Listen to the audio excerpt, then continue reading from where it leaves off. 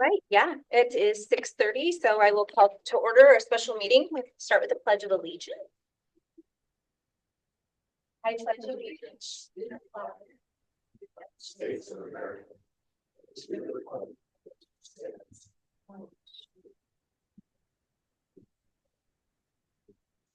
nation. Right, first up, we have proposals for action.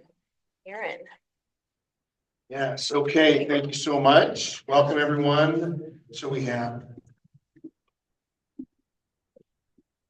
Is that me? That's not me. Okay. Did we got it fixed? No, we're still on echo. Do you have your sound on? Mic on. Thank Oh, we did, you. okay, never mind. Okay, so we have proposal for action, and typically these items happen at the second board meeting of the month, but the business meeting, but we actually have similar to this already happened earlier this year with some contingent approvals. So there are two identified. The first one is Department of Commerce Energy Grant for GAUS. The second one is contingent approval of energy audit with McKinstry, which is GAUS. And then we have approval of the high school DDC controls contract and approval of the high school walk-in cooler repair contract. So those four we are looking for in the first two contingent approval. Unless could you just give a quick snapshot, because we've done this twice now, I believe, on why this is happening, these contingent approvals. Right. So the Department of Commerce grants, the work has to be completed and done by June 30th. So there's not a long window of time for us to complete them. This one is really late in getting the award to us. They changed the dollar amount on the award, so it didn't match the contract with McKinstry. And so we're negotiating with McKinstry to do the set of work that the grant is providing, so that energy on it, a lower amount to match the grant. And the reason it's contingent is that they could say no, or the Department of Commerce could reject it. But we're asking for approval so we can expedite negotiating those two things and getting the work done ahead of that June 30th deadline. Great. Thank you so much. So the first one is the Department of Commerce Energy Grant. All right. Do we have any questions? No. No. All right. Do I have a motion to approve? Move to approve. I'll second. All in favor? Aye. Motion carries. All right, on to our next one is the approval for the energy audit with McKinstry for GAUS. Is that the same one? Next So one. this is, yeah, working with bit McKinstry, different. versus the grant. Oh, it said it twice on here. That's why. Do we need to approve that one then too? Yes. Okay. Does anybody have questions on that one? How likely is it that you will get them to agree to lower their price? We're very close. We're within about $8,000, and so they're adjusting the scope of the project. Good. Yeah, and as we've identified, if we, maybe you just said that this, we can use capital fund Right. for that remainder, that gap. But we're hopeful that that isn't going to be necessary. I support Thank you. both. If we need to use the capital funds, it's well Yeah, worth gotcha. doing. Okay. Yeah. Sure. So I'll move to approve. Second. All in favor? Aye. Okay. Agrees as well. All right, on to the approval for the Washougal High School DDC controls contract.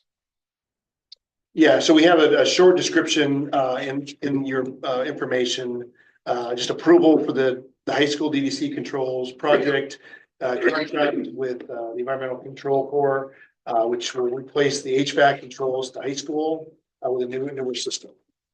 And so definitely something that we are excited about, having been completed. Couple questions on that. Yeah. Or maybe just comments / recommendations. I hope we're able to go with modern energy efficiency with regard to HVAC. There have been quite a bit of progress in that over the last, since the high school was built. And in terms of controls, I hope that we will go with a there are new startup companies in the controls industry that don't have the track record that a school that'll be here for 30 or 40 more years needs. So I hope we'll find a good bid from a Johnson Controls or one of the major controls companies, but it is a long-term investment. You don't want to have to. And I had building projects where they went with the absolute lowest bid and had nothing but controlling the controls, fixing them. Yeah, you have any context you want to add to that? So the control system that we spec for the project is Pelican, which is the one that was installed at JMS and CRG. So we've been using it for these years successfully. The facilities team is excited to bring more of the buildings into the same system. Yeah. So that they're not managing multiple buildings and multiple different types of systems. And they've been comfortable with all and trained up to do it. And so That's great. Strongly in favor of us consolidating. Our goal eventually is to bring all of the buildings into the same system. It's just going to take us time to do it. And just to what you've identified with your experience, and we've had challenges at the high school with that system and controlling that system. So for years, so this is like, we are really excited for the efficiency result that we're going to see, but also this, what Les was describing. Yeah. Well, my comment was also predicated a little bit on reading some of the public responses to the survey and showing up at school when it's 50 degrees or whatever in the classroom is a challenging learning environment. Right. And that's all about environmental controls. But obviously we need them. And, I'll move that we approve. Second. All in favor? Aye. Okay, so then the next one is approval of the high school walk-in cooler repair contract. So we had a similar issue happen in the fall up at Cape Canyon with a refrigerator and the cooling system.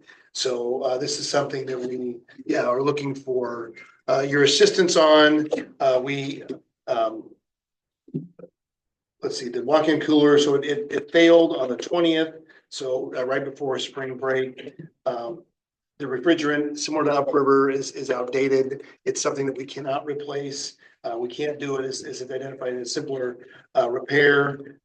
So we have, looks like the bid will close. I think it's closed. Yeah, so the winning bidder is JR Team Mechanical, and it's $16,342. Okay. I don't know if that includes sales tax or not. Okay. I think it's without tax. They usually give the numbers. Yeah.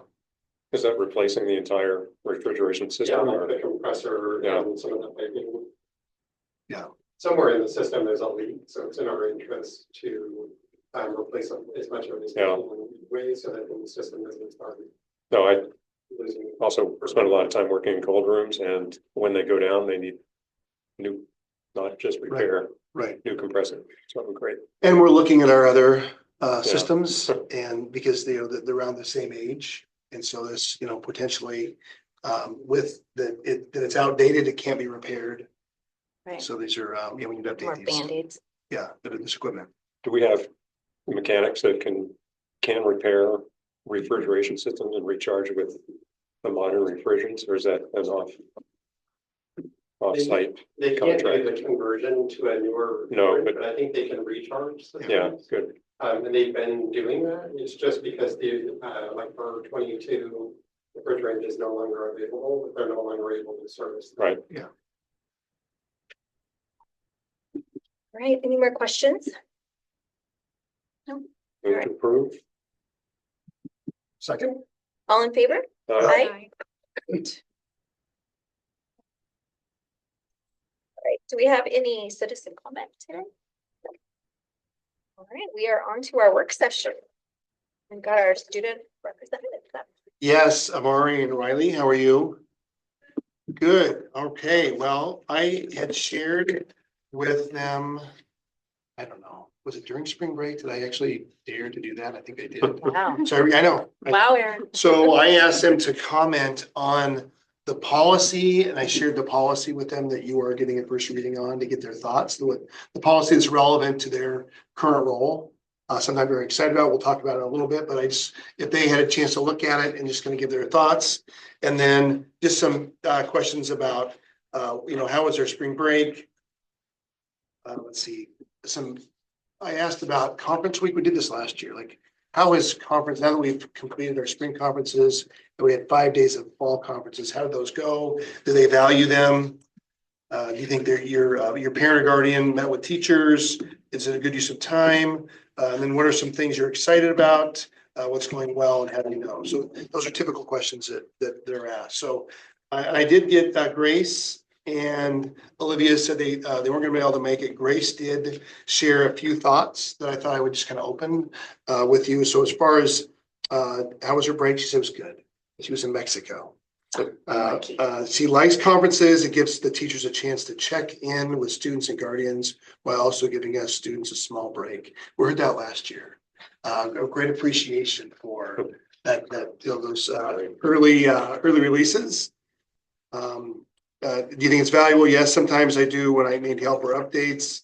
And then let's see, she also said I'm a pretty reliable student, so unless it's truly necessary, my parents don't come in. Let's see, she's really looking forward to The Wizard of Oz, which we've talked a little bit about that. That's the musical that's coming up. Okay, so can we start with your spring break and those other questions before we get into the policy? So whoever wants to kick it off, go ahead. My spring break was good. I didn't do anything really, just relaxed. But Okay, so your spring, and I asked Amari because Amari is a running start student. So your spring break, and now you're on your third quarter yeah, with Clark, but your spring break was the same time. yeah, it's a bit longer. It's about 2 weeks. But it's the last week is where spring break is. Okay, and so conferences, that's not something that is really relevant to you. No. Yeah, because of your schedule at running start. Okay, and then what are you looking forward to? This is your last quarter at Clark. Yeah, I'm still looking forward to graduating. Because, but I'm doing tutoring at the high school, and like it was we haven't been doing it for the past couple of months because the person overseeing it has been on sick leave, but I think we're gonna start back up some things. She's back. Good. You enjoy tutoring? Yeah. And what subjects do you support your peers in?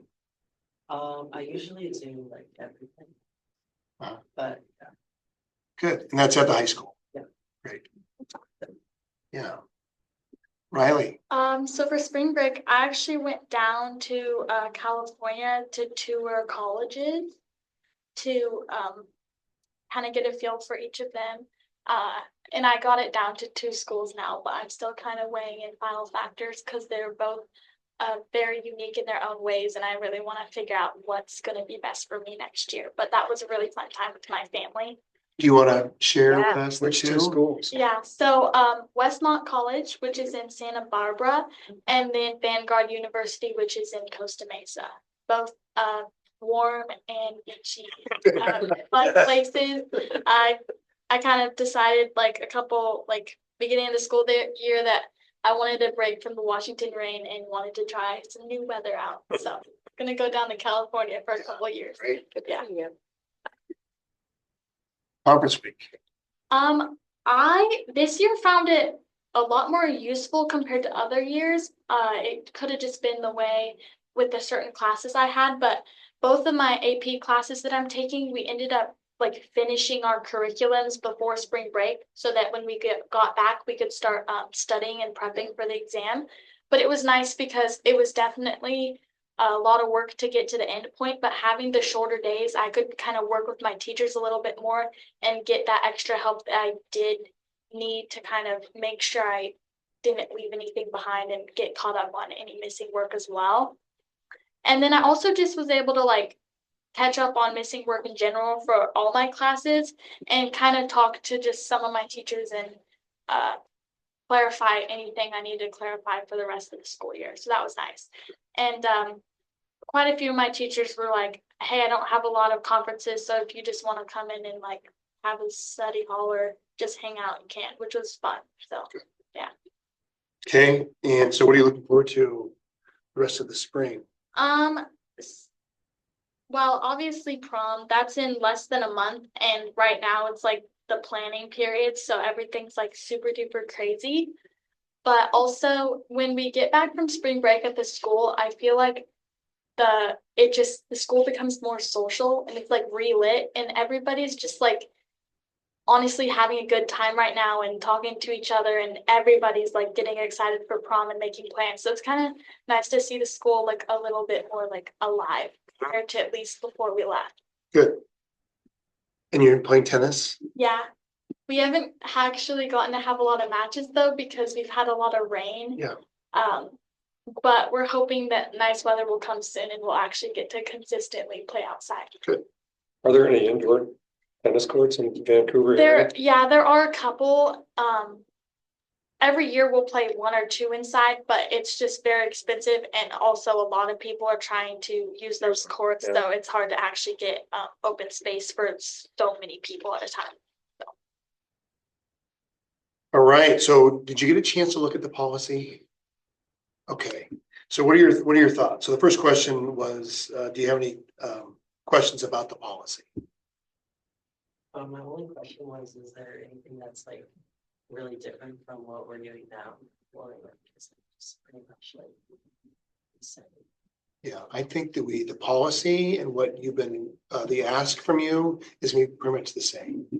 I think that you have an advisory vote for the calendar. I think, the goal might be, and we'll talk about this in a few more minutes, but I think the goal will be to maybe could be some more advisory votes and not just on the calendar, but other policies that were presented to the board.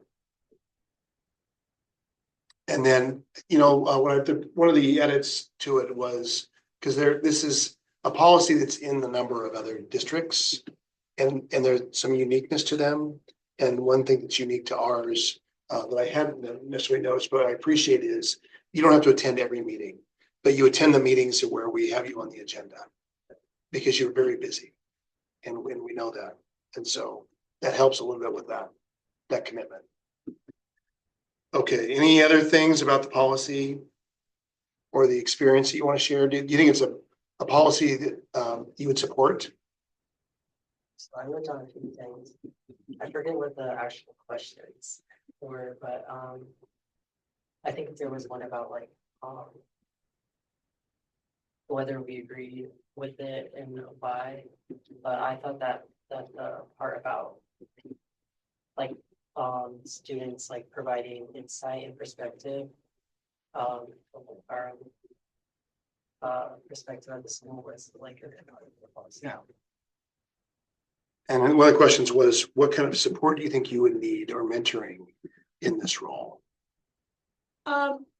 One thing, just one comment I kind of had overall, and I kind of feel like I came into this position in a very specific circumstance, but having students kind of read over this policy to like understand the logistics of it, to just kind of know like exactly what you guys are expecting, just to make sure about those kind of details. Yeah. But everything has been smooth sailing, so. Great. Okay. I think it's been really valuable for the board to have you at our meetings and putting your input in. I'm curious whether it's been valuable to you, part of this political side of school functions. I've enjoyed it. It's been nice to kind of just, I guess, see more of the legal adult perspective rather than just being in my own world of like being a kid and like not always understanding why certain things do or don't happen. So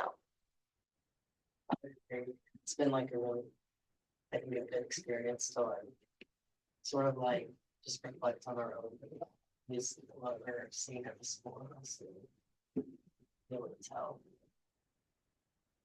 Do you think you look at things differently at school because you've had these kind of conversations and you know that once a month you'll have an opportunity to share kind of what you're seeing? I think I'm a little bit more aware of things that are happening outside of my own bubble and paying attention to like other people's groups and things like that. Great. Any other thoughts or questions for our student reps? No, just thank you guys Yeah, for thank you doing for this. doing it. The commitment. Valuable to us for sure. And I love the idea of giving them more opportunities to have more input Yeah. and more voting and type things. Yeah, so we will be communicating with having our principal at the high school push out information for next year. And so get them to apply. And then part of that would be hopefully later this spring to sit down with those individuals that are interested and go over what the expectation is. Are And I there think this is a big step Yeah. of that, Oh, yeah. to really get to solidify it. Because we've been doing this, but it's been, it hasn't been a policy and procedure, and I think it would be helpful. Are there things that you guys think would make it more valuable from a student perspective? I think maybe, not necessarily like announcing it to like the high school, but having students at the high school aware that there are student representatives on the board and there are people willing to speak on behalf of the students. And maybe if people have specific things that they would kind of like to be mentioned, like them coming to the student representatives to bring it up. Great. Yeah, it's a really good idea. I am not sure how many of our students understand that we have 5 board members. And you've had an opportunity when you go on a site visit to interact with students, but I don't know necessarily if maybe it's some sort of information that we could share describing how the school district is aligned and how it's set up. And I know that when I've said this, I'm the superintendent. And I asked, you know what superintendent does? And typically there aren't many responses. And so we have to help educate, like what is the role? I think most students know that there's a principal and they know how the building is organized. They don't know that they know that this how the school district's organized. You guys took some kind of a civics class, is that true? Yeah. And does it come down to the local level? And we're part of the civic discourse, elected officials and. I mean, I'm in like the call AP version, so there's like very specific details. And it's Focused on more, federal level, yeah. state as well, or just federal? Yeah, it's a little bit. I feel like it's also just a lot of like the way politics work between each other too. Okay, So because living in a small town, your age group has an opportunity to have input in the city council meetings as well. And I think, taking those opportunities to be involved in improving your community at your age will translate into positive things for all of us. And there is a Washougal High School student who's a student rep Yeah. for the city council. But it seems like it Yeah. might be worthwhile to somehow weave that into the civics Absolutely, lesson, yes, at least yeah. one, just so everyone knows, Yeah. oh, there is this happening. Connected to this, how the school district is aligned in the city. Yeah. Yep, makes sense. All right, thank you so much. Thank you. You are free to go. thank you. I'll put in a plug for Westmont, it's a great school. I was waiting for that. All right, next up, we're gonna have our board and superintendent updates. We'll start with us. The directors. Yes. Yeah, Jimmy, you want to start? Sure. I think the Washougal Arts and Culture Alliance is doing an art supply drive for this month, and I just want to put that out there that it's a partnership with the schools to provide art materials that our school sites don't have to pay for, and I think it's an opportunity for the community to contribute to that part of our scholarly mission. It's clear we're living in pretty challenging times. Before I was on the board, I didn't have any understanding what the Department of Education did.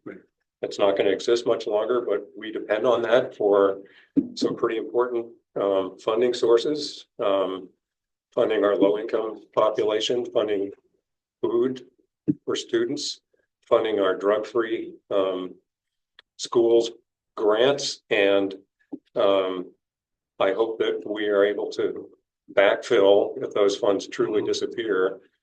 I'll maintain till I'm in the grave that hungry children have a hard time learning, and until I got on the school board, I would have said Department of Education or whatever. But the other thing it does that can't be done at a local level is really provide the research documentation of what works in teaching and learning. And that has been the sole repository of that research effort. And I'm hopeful that the federal government doesn't just pull out of funding that. I'm also equally concerned about the pulling out of funding at research universities, the so-called elite universities. And elite in this case doesn't mean wealthy or high society. These are the best of group, the definition of elite in French, the best of the group, just like we want to be elite in our CTE programs. Those are the universities that have produced the science and I know science and engineering, the discoveries that have provided our cell phones, our watches, our cars, our jets, all of the technological aspects of our society are dependent on basic science and engineering discoveries that happen at those universities. And I wasn't elite enough to get into one of those elite universities as an undergrad student.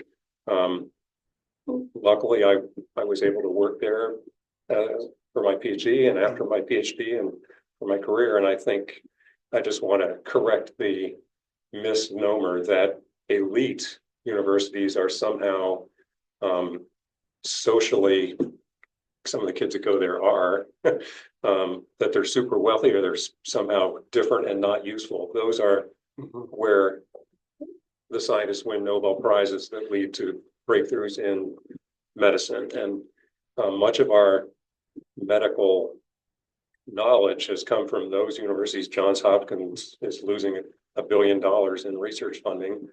Companies are not going to do that research. It's a dismantling of our knowledge base, and it really bums me out. And that's all I really want to say about that.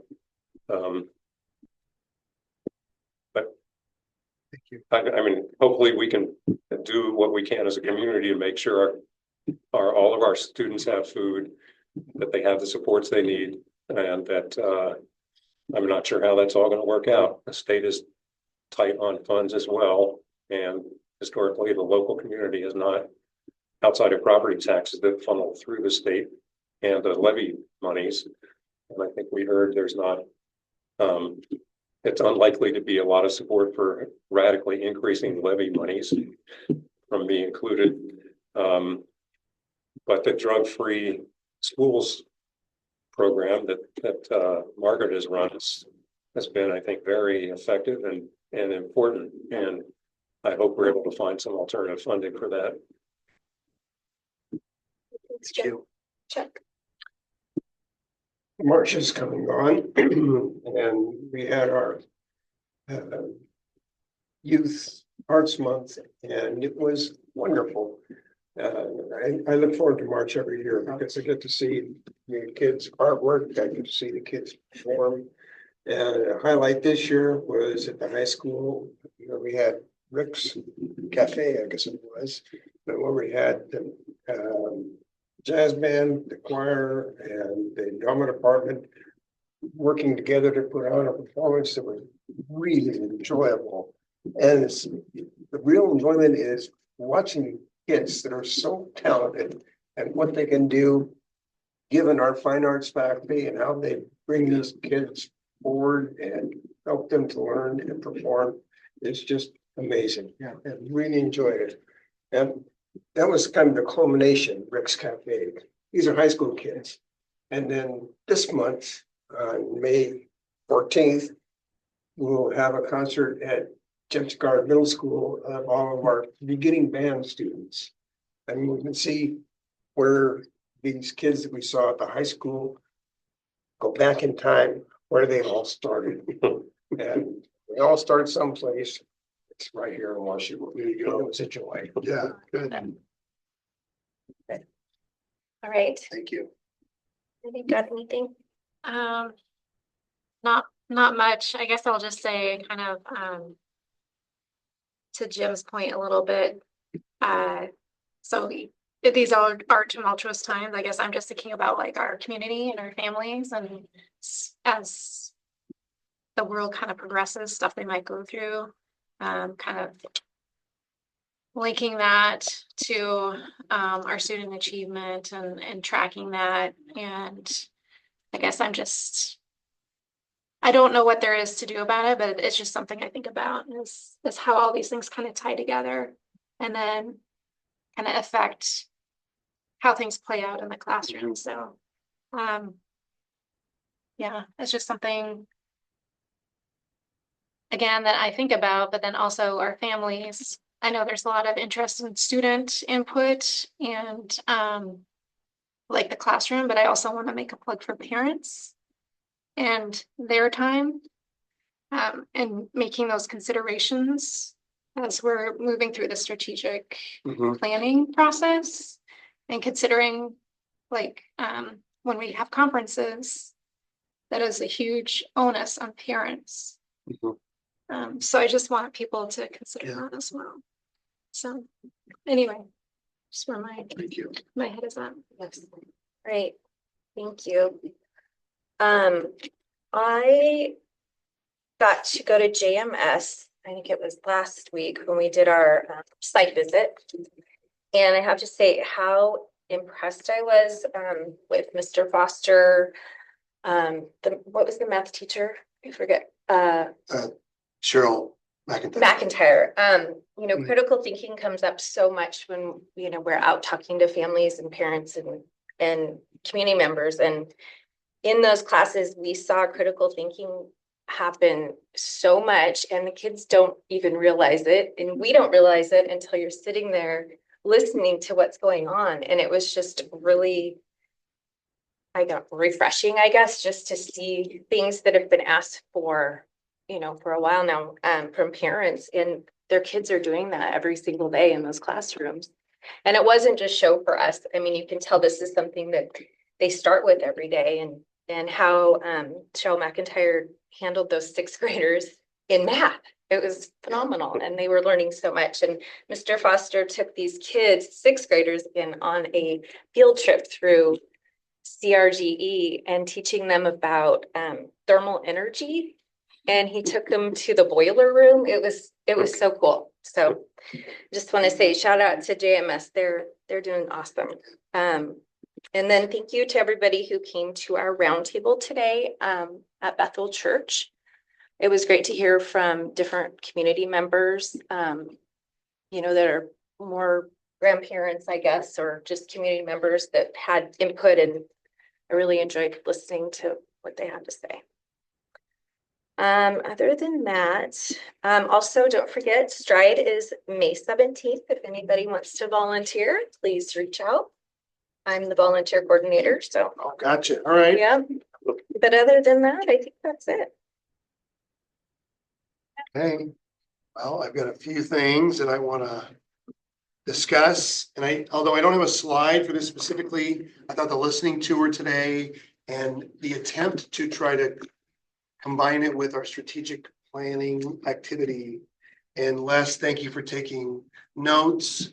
This was the first time we had done something like this. And so it kind of worked as far as we did get some information from those in attendance. I know there was 12 people that were there. Yeah. Possibly, I think I heard that number. And I just so appreciated the discussion and how that happened. And that we stayed in a large group. That was great. And the feedback that we received and the input, and I've been in communication with an individual who was there. And so it's just there's an opportunity every time we do this to make a connection with someone.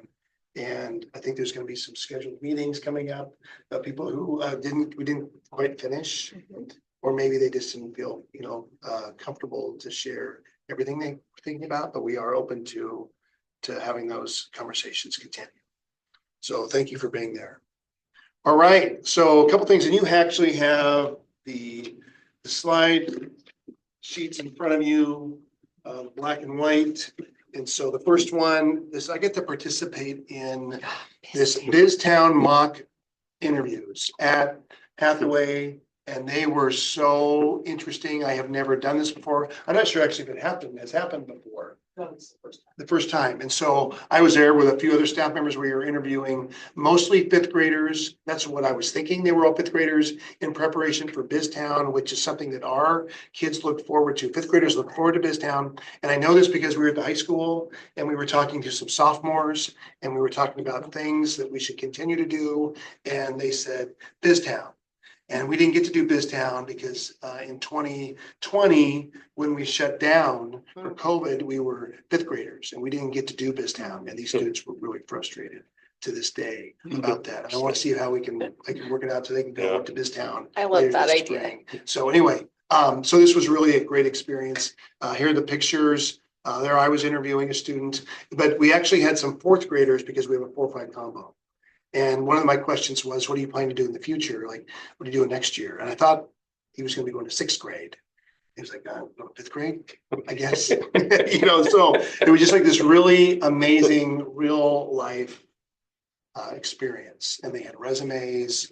And I just thought it was such a great way to organize and prepare our students. And, when we talk about this, when we hear out in the community, that how are the schools doing it? How are they getting students ready? This is a great example of how we were getting them ready. And they would come in and they would introduce themselves and we assessed them on their handshake and it was our eye contact. And they say thank you at the end. So all of these things were on a rubric and we were just checking off and then making a final decision on whether we should hire them or not, and where they need additional support. And and some of them were wearing jackets. It was just phenomenal. So My kids still talk about it. And I really think that is something that happens at Hathaway. I think that's something that should happen in all of our buildings. It's that kind of event. It's like the toolbox bill. We hosted the industry fair. I'm not sure if any of you have ever attended that before. I've gone the last couple of years. It's something that we go back and forth. We hosted, that Camus hosted. This year we have about 175 participants. We really had a bad weather day. There were some tornado warnings. There were some seriously dark clouds. So I think some people did stay home because of that. There was a concern early on, should we cancel? We said, no, we're not going to cancel. This is too big of an event. We had 35 plus vendors or local businesses there. So it's just a great opportunity for our students and our community. Again, this is not just something for students.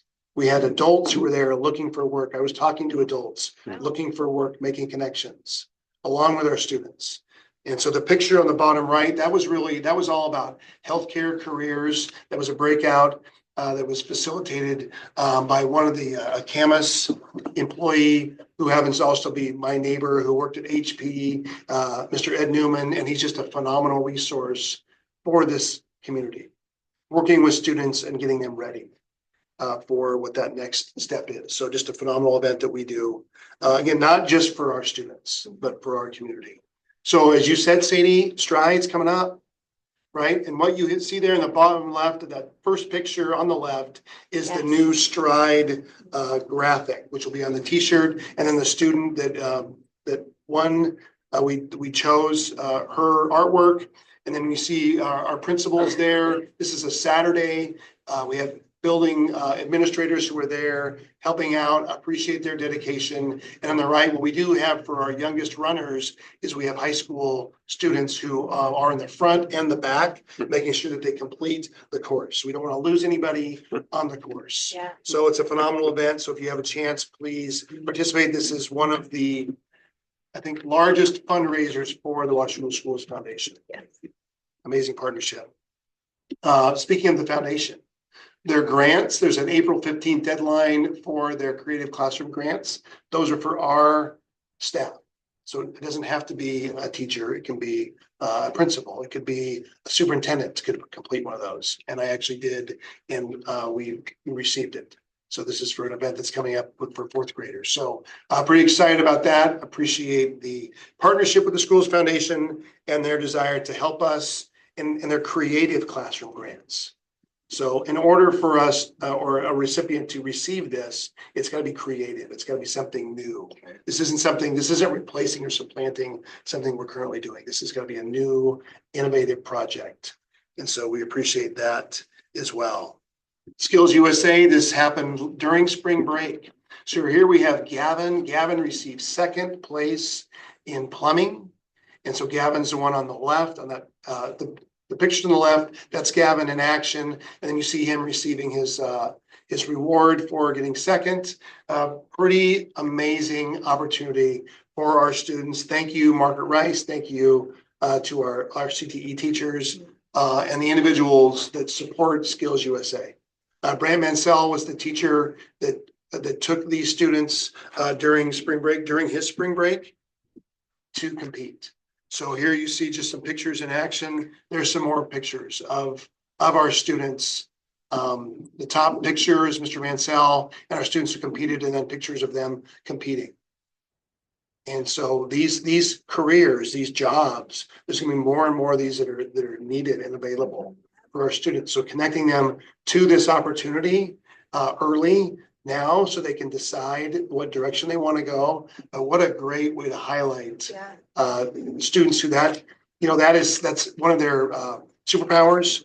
For me, that's not one of my, I am not You're not, very good. not a handyman. Any one of my family members that see me in action, they just really appreciate and applaud the effort and what's happening there. Just a little TK update.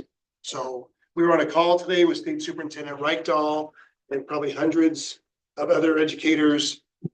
He mentioned where TTK looks promising. We've been saying that the last couple times. It looks promising. It continues to look promising for this year as well as for next year. How it's capped, how that's going to be, how many years that's going to be, we don't really know. That hasn't been worked out. Probably won't know until April 27th if they finish on time. But Connor wanted me to share that we have screened 50 students at this point. We are very comfortable with 3 TKs. And, we have a TK in every one of our elementary schools. If we end up having 3 next year, we won't have 1 in every school. We haven't made that final decision on which school won't have a TK. So that is something that we're working on, but excited that the team has screened. It isn't just Connor. They go to Hathaway, and it's a team effort to screen these families. And so when you see these 4-year-old, 3-year-olds coming up, I was having to be there during the mock trial interviews, and there were some 3 and 4-year-olds coming for the screening. And just adorable, getting ready to go through that process. So pretty excited about that. And then the last thing is, unless it's shared with you the results of our budget survey that we've done, I don't know how many years in a row, but this is a part of our budget development for next year. We survey our community, and these are the results. So we have these 4 themed areas. So prioritize direct student impact. So I don't know if you saw the article in the Post Record about there was a front page Post Record last week, and we have some, like we did last year, we have some challenges with our budget, and we've got lower enrollment, so we're about 4%. So we're making some adjustments to our enrollment, and the quote in there is that we desire to do that as furthest from our students as possible. But when you have a lower enrollment, like there are going to be some certificated positions, some classified positions, some administrative positions, as well as some other areas that we've got to find some funds there to adjust. So staffing concerns, with these reductions, what's happening with the workload? We work closely with our labor partners on workload. We listen to them. We meet monthly with labor partners. Our building administrators, we encourage them to work with their staff. And when you hear something about a workload concern, please let us know and let's see what we can do about that. And if we can make adjustments, we'll make adjustments. Concerns about students' well-being, that includes behavior in the classroom, that includes poor lighting and updating HVAC system, roof repairs. So we are currently working on that. And so, the survey results, when we looked at this, and this is just a summary. Yeah. There's a lot of detail that, it's not included in the summary, but these are things that we have heard. These are things that we are responding to. And so we appreciate the feedback that we're receiving. And the last one about financial concerns and, including raising fees for preschool, we've done that. So again, we are hearing from individuals who, just like we did today, that have their ideas and concerns for sharing with us. Okay. That is the superintendent's update. So I think we are ready to move to Capital. Capital projects update. Yes. So you have that. It's a one pager front back. It's a color copy. So was it last board meeting? Or was it two board meetings ago? 2 board meetings ago, Les presented with our partners with RNC. And he said, do we need them here for this one? I said, no, we don't. You've got this. So he's taken the same presentation and just updated it with the most current. And you kicked me off like that. I didn't have to do that. I'm Les Brown, the district's communications technology and operations director. So we're going to go through all 6 of the projects, give you a kind of an update from where we were the last time we talked about this. With the boilers, we're still in the design process of that. One of the things that we worked on over the last month was looking at the high school facility with Windsor Engineering, which is a firm that specializes in these really large heating and air conditioning systems. They helped us do a cost analysis of the idea of using heat pumps at Washougal High School instead of doing boilers or doing a combination of a set of those. After costing out the changeover to a system like that and then doing a total lifetime cost, assuming a 20-year estimation on the lifespan of the equipment, it doesn't look like it's cost feasible to do that. Well, we don't have the upfront money that it would cost. It would be significantly more expensive. And it doesn't appear to pay for itself within the 20-year period that we were looking at to do that analysis. So we're moving forward with our original plan, which is what voters had approved. We're looking at replacing the 3 boilers with 2 boilers. They'll have an equivalent, it's not BTUs, it's a different acronym. But rating the generation of heat that they can do. The bids have been advertised. There are,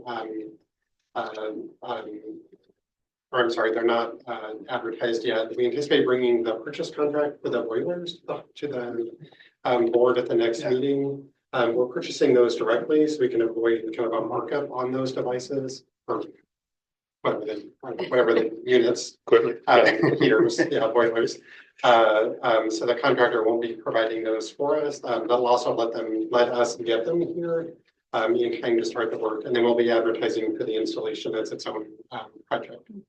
The board approved the DDC controls contract earlier today, and so we'll be working with the vendor to get them under contract and all of their things in process and then get that work set up so that as soon as we can turn off the heating and air conditioning at the high school, we can do that and get that work started, which will be after the end of the school year.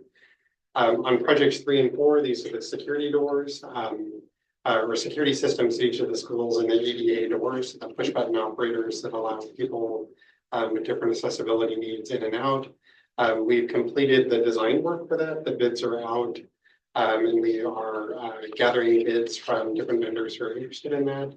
The bids are due on Thursday. We adjusted the timeline to provide just a little bit more time after some feedback from some of the companies interested in doing that. We have 6 or 7 that participated in the mandatory walkthrough that we did. They visited each of the school sites that are impacted by the project. The goal there is to make sure all of them have access to an equivalent set of information to make the best bid they can, and you can also set them up to be successful in that process. Will you remind me which schools that'll? Yeah, so it'll be Cape Canyon, Washougal High School, the Excelsior building at Washougal High School, and GAUS. And then the doors project at Hathaway is a separate project. So that one we have a grant that's funding that. And we had done the security system at Hathaway 3 years ago, maybe. Okay. So it'll bring all of the rest of the schools into the same security system, which is in use at CRG, JMS, and Hathaway. Okay. And then our hope is that next fall we'll be able to do this campus, so this building, the maintenance building, and the transportation office. Okay. Thank you. And then the biggest of the projects is the high school roof.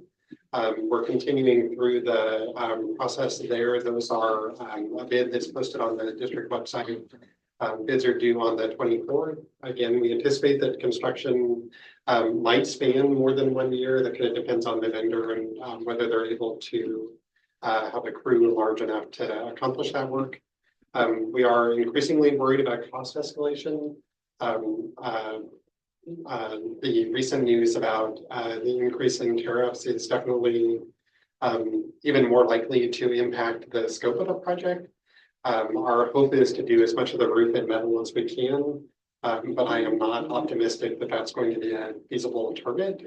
The good thing is we built into that bid package different kind of tiers for people to, for the different companies to bid on it. And so we'll have some flexibility on choosing a package that fits within the district's budget. And then finally, the flooring replacement projects at Gauss and Hathaway. So that we're working through the KCDA approval of the board gave us at the March 25th meeting. We're working on purchase orders for the carpet. We'll still be gathering some feedback from, I think we've narrowed it down to the type of carpet that we're interested in for the walk-up mats. That's where the first like 15 or 20 feet that are carpeted into a hallway that take the dirt off of your shoes and preserve the life of the rest of it. We'll be looking at some of the colors for the main wholly carpeted will cause and Hathaway and gathering some additional feedback from people so that they like it and enjoy looking at it for the next hopefully 20 years. And our goal is to have substantial completion of this by September. Obviously, something really disruptive being able to happen.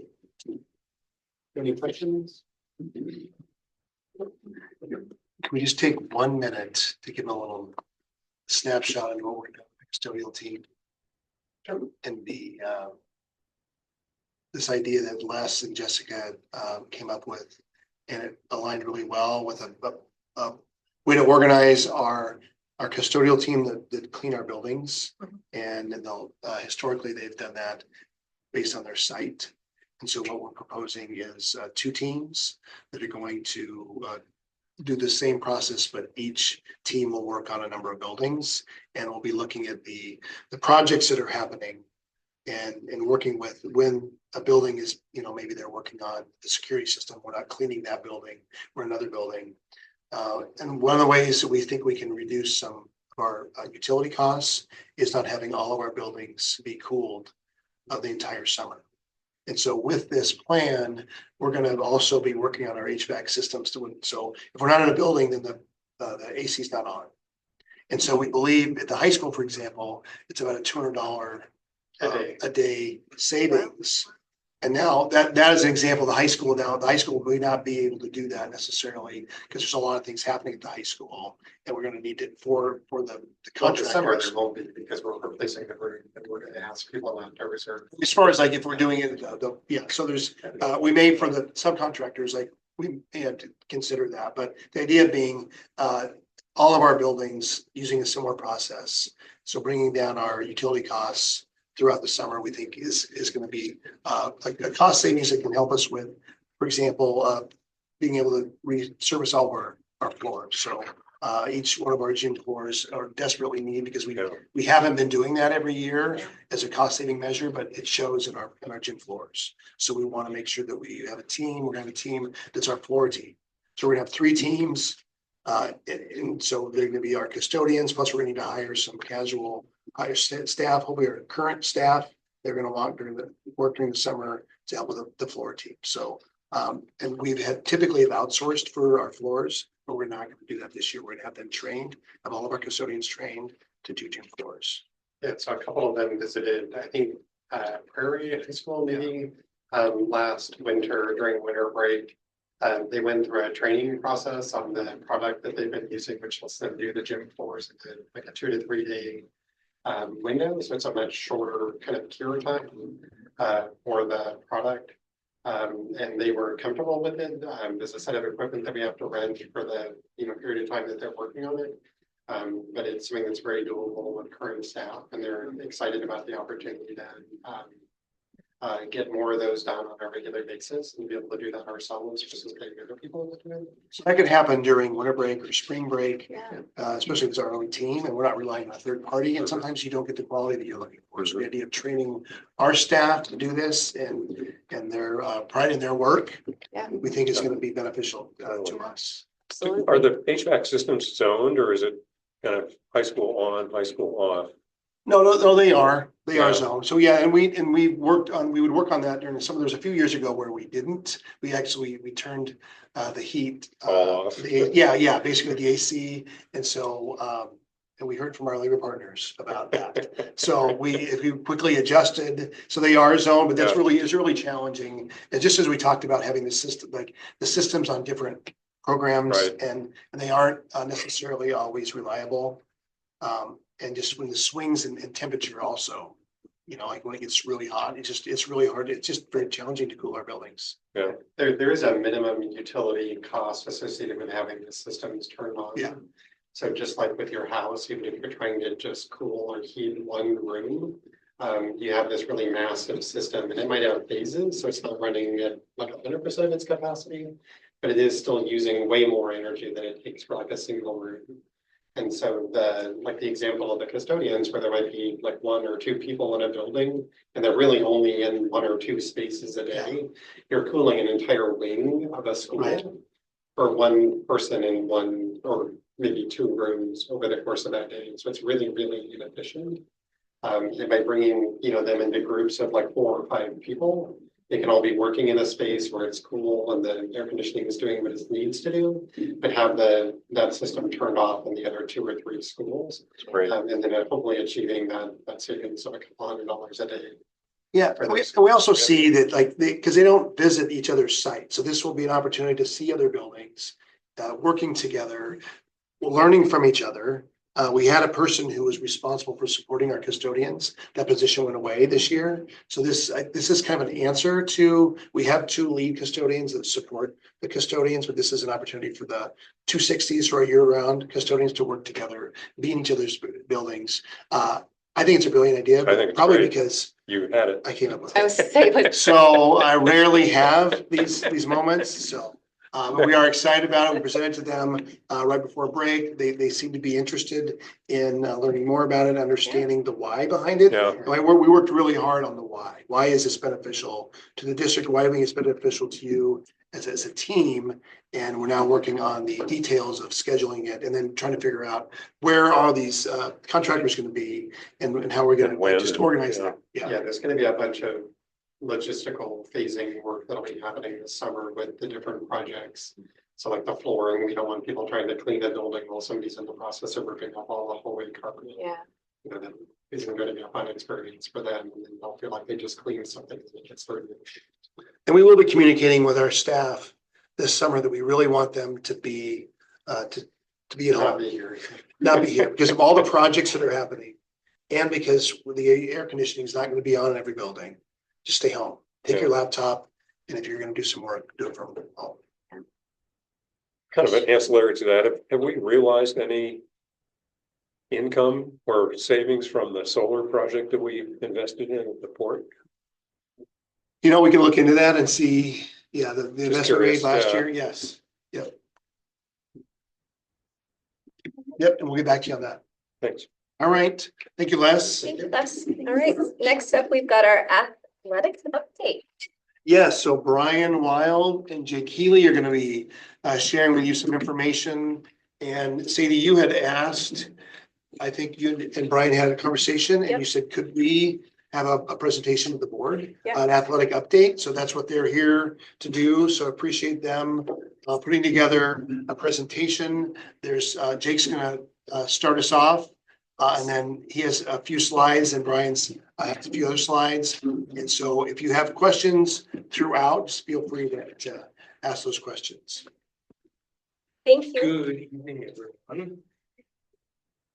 I will share and let you take the show. Yeah, thanks for taking the time for us to share some of the great things happening with athletics. So we kind of split those duties and I help out with the middle school, Brian does the high school. And I think, it's been a bit since I've come in, and there's been some changes since we've talked. I know one of the exciting things I'll end up talking about is the addition of sixth graders. That was something maybe 2 years ago. Yeah. We started talking about. It's been an overwhelming success. So just to run through kind of what we do at middle school, we are part of the Southwest Washington Middle School League. And there's no short way to say that. There's a lot of letters there. That league runs actually from basically us at the southern and eastern end, all the way up to Castle Rock. It's a growing league, so we've added Kalama recently, and there's a number of small private schools that also pitch in at certain seasons, basketball especially. And so it's actually been a really big league. It's been a lot of fun. We sometimes split the north and south teams when we can. There's quite a bit of travel at times, but it creates a lot of variety in play. We have 2 middle schools, right? But sometimes we have one team combined. So where you see up there, it says Washougal, that's where we combine gym to guard and canyon. So for cross country, we do that. We have boys and girls cross country, and that includes 6th graders, which has been wonderful. And they meet at gym to guard. And so we had a new coach this year, which was awesome. She did a great job because our coach had moved on to the high school and doing wonderful things there. We have boys football, which is also combined, happens at gym to guard as well. That's just 7th and 8th. We have a wonderful group of coaches for that. Just really awesome. And they've donated their time, their money, their energy. They're committed to that program. They are working with the 8th high school too, connecting with them, trying to build up really a 7 through 12 kind of vision for that. We have split girls volleyball. So all this happens in the fall. That's our first season. Numbers are growing in girls volleyball. It's been very popular, which has been exciting. That season ends, and then we go into our first winter season or second fall season, whatever you want to call it. But it's November, December, and that is wrestling. We tend to think of this co-ed because they kind of mix up. That actually happens at Canyon. So we flip, we're going to gym to guard, we go up to Canyon. Numbers have been pretty good on that as well. We do identify them as girls wrestling and boys wrestling, with other times where they're wrestling each other. And the coaches all coordinate and work at one team of coaches. So we don't have a boys coach or a girls coach. That's what Leeds is our head coach there. And maybe familiar with the Leeds family. They're pretty well known for their wrestling. Then we do boys basketball at that time. Now that's been flip-flopping. So last year, boys basketball actually came later in the winter and girls basketball is first. Some of that is to give people opportunities every other year for boys and girls to participate in wrestling. And then numbers were a little down in basketball for boys this year, in part because it coincided with wrestling. At Canyon, we saw a big dip because we had a lot of people who loved wrestling. And so Canyon had actually a big turnout of wrestlers and a small turnout. And basketball and gym to guard had the opposite. They had a big basketball group and a smaller wrestling group. And so it just kind of happened that way. And then after winter break, we come back, we do Knowledge Bowl, which is co-ed. This year we actually combined. We split typically, but we had low numbers at Canyon, a new coach and some new kids involved. So we decided to just combine. That was awesome. And numbers were way up at gym to guard. It's not a sport, but it is run through our league. So we consider it a good league. And we anticipate next year a split because one of the highlights that we have coming is we're going to add 6th grade to that next year. Oh, I love So that. we anticipate that to continue to expand. It's a lot of fun. If you've never gone to Knowledge Bowl, I strongly recommend you go. Be a reader or be involved. They're always looking for people. It's a ton of fun. And then we have girls basketball at that same time. Good news for the high school is their numbers were way up for girls basketball this year. And one of the highlights that's on a later slide is JMS actually, I believe, went undefeated in their 8th grade. So a lot of success there. Some really passionate coaches and really kids excited about girls basketball. We are about to kick off the track and field season. We split again, so since CMS and JMS run separate teams, although we do tend to run our meets all happen at JMS just due to the facilities being better there. We have pretty good numbers on that. They look to be about even from last year. And we never know, right? We get a bunch of kids who turn up on Monday and go, yeah, I want to do this. So those numbers are preliminary numbers. And that's an exciting one too. And I recommend going to those track meets if you can. There's a great sense of community. Do you have an explanation of why the JMS track program is so much smaller than Canyon Creek, or maybe the Oh, I numbers are think that was transposed? we fixed it on there. Okay. Me typing too fast. Okay, fair enough. That's an easy explanation. Yeah, Yeah, those numbers should be flipped. Yeah, Okay. you got to print out before it was fixed. no worries. Yeah, I was like, No, yeah, that would be pretty much every girl. That's what I thought. In seventh and eighth grade, if you want. So, yeah, I looked at that and mom goes, we need to change that. Yeah, good stuff. So, We're just checking to see if you were looking. Paying yeah, attention. Yeah, I like numbers. Doing it over spring break. And it wasn't full. No problem. Yeah.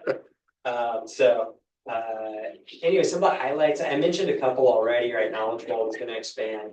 We have fairly high participation rates. So through the course of the year, more than half of all students participate in at least one sport at middle school. And a lot of those are multiple athletes. so can you explain what is Knowledge Bowl exactly? I'm like, Yeah. You were so on the invitation list. Yeah. okay, because I'm like, I don't know what that is. I didn't have Knowledge Bowl when I was in school. Yeah, so again, not technically a sport, but because we run it as an inter-school kind of competition. And the high school actually comes and helps, like their kids in Knowledge Bowl come down and help. But think of it almost like a Jeopardy. You don't have to do the like answer the question thing, but it's a trivia contest. Oh, okay. Yeah, so the teams like, they have timer, or like little buzzer things, they have to tap.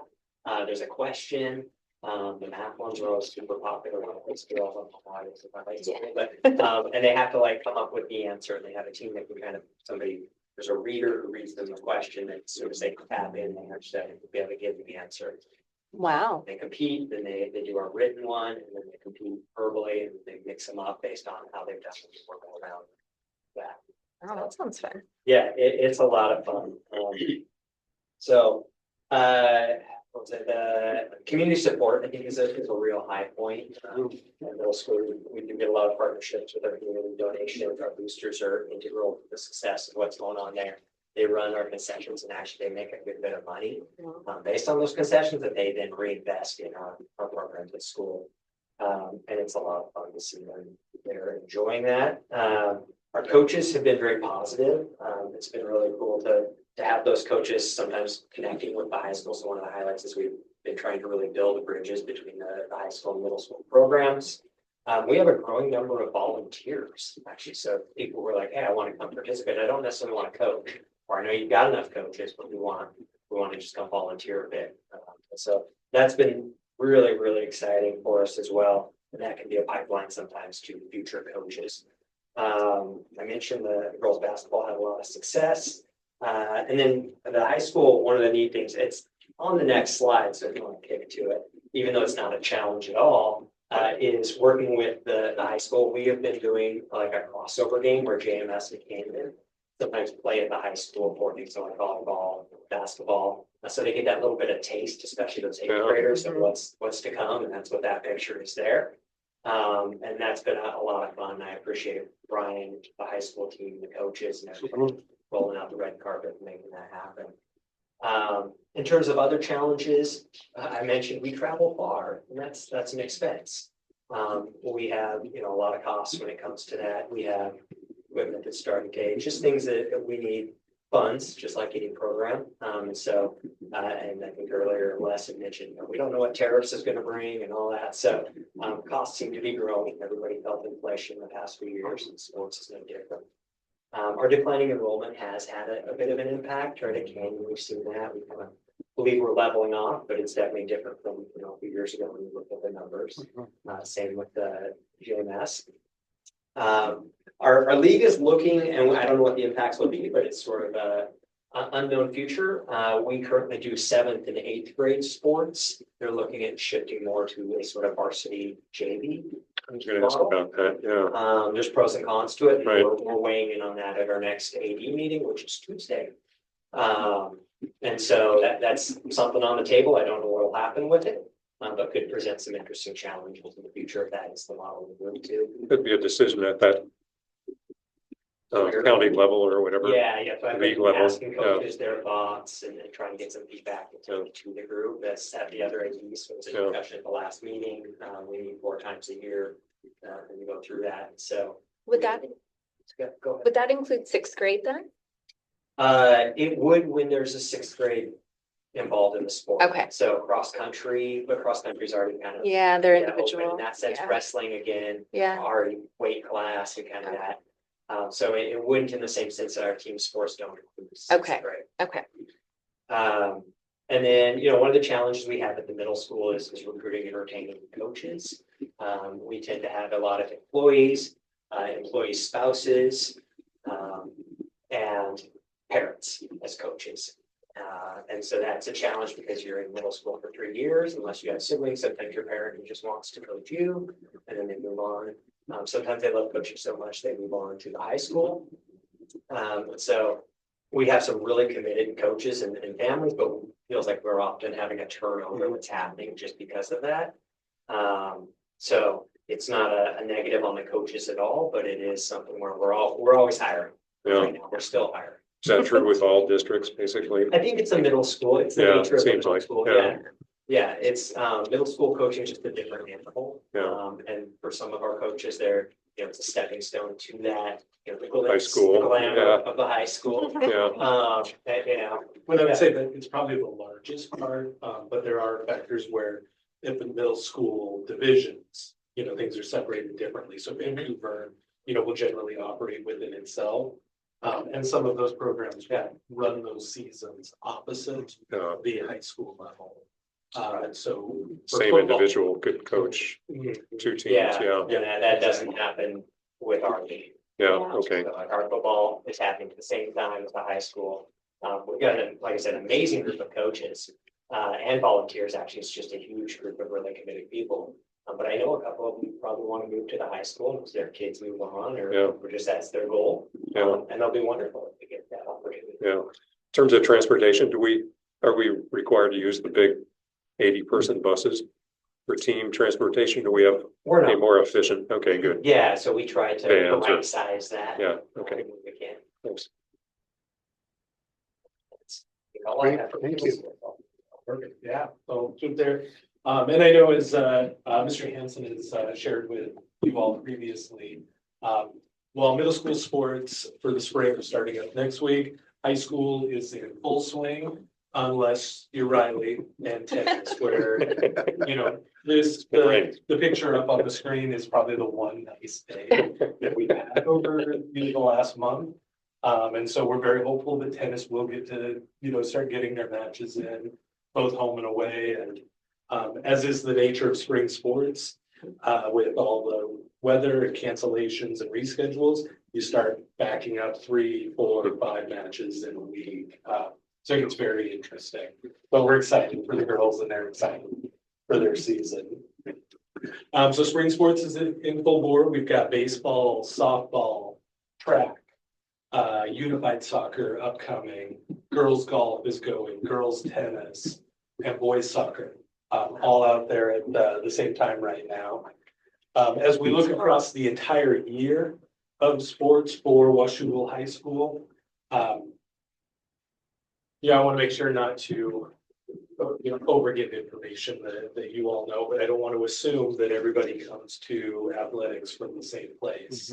And so at the high school level, we're divided up into 3 seasons as opposed to the 4 in middle school.